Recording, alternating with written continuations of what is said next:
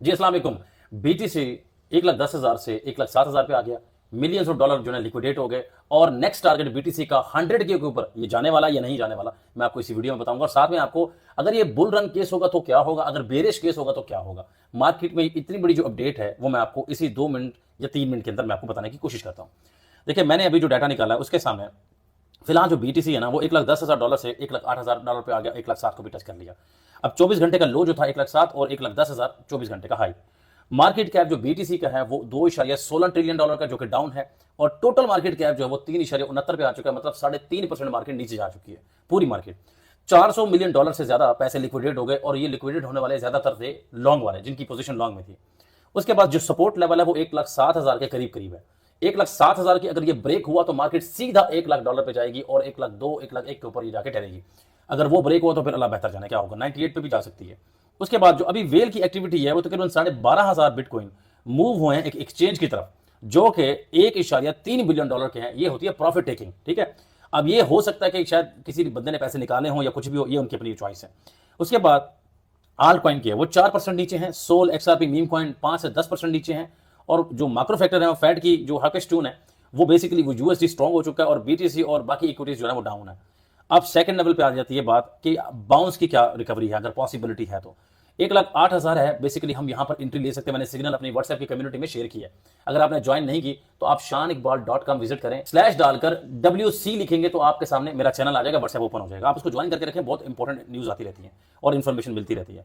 अच्छा, उसके बाद एक और चीज कि बीटीसी का वॉल्यूम मैंने आपको बता दिया वो कितना है। उसके बाद जो बाउंस की रिकवरी है, फिलहाल हमारे पास जो है रिजेक्शन का जो सीन है ना 1,09,000 के ऊपर हमारे पास एक स्ट्रॉन्ग रिजेक्शन का पॉइंट है जहां से मार्केट फ्रेजाइल हो रही है आहिस्ता आहिस्ता।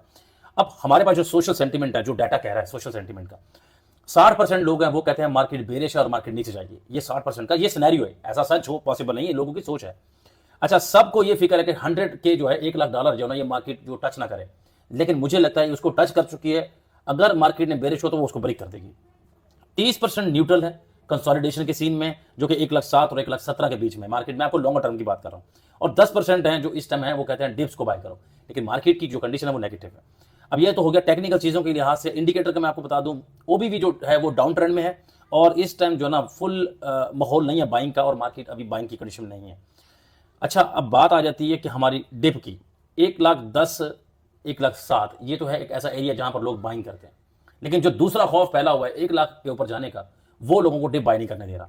ट्रिगर के जो जो ना हमारे पास माइंड में ट्रिगरिंग होती है ना कि यार ये होगा वो होगा फला होगा, तो ये असल बेसिकली तौर पे सेंटीमेंट क्रिएट होते हैं न्यूज की वजह से। जैसे फेड ने ये फैसला किया कि आप रेट कट कोई नहीं होगा, अब कोई रेट कट की बात नहीं होगी, अभी फिलहाल कोई जल्दी नहीं है रेट कट की, ये बात भी है।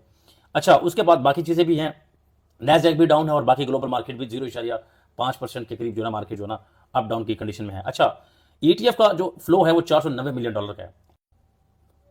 अगर मार्केट आती है बुल रन के केस में तो मार्केट की हमें जो होल्ड है वो तकरीबन 30% है और मार्केट में देख रहा हूं 1,07,000 से 1,12,15 तक दोबारा वापस जा सकती है अगर बुल रन की दोबारा केस में बात होती है। एक शॉर्ट टर्म के लिए बुल रन स्टार्ट होता है। बेयर केस है 50% चांस है जो कि लग रहे हैं कि मार्केट नीचे जाएगी, तो वो ये है कि 1,07,000 से मार्केट मजीद नीचे गिरेगी सीधा $1,00,000 के ऊपर या 1,01,2 के ऊपर, तब तक आप प्रॉफिट बुक कर सकते हो। ये तो है 50% चांस। जो 20% चांस है वो है साइडवेज का, जिसको कंसोलिडेशन कहा जाता है।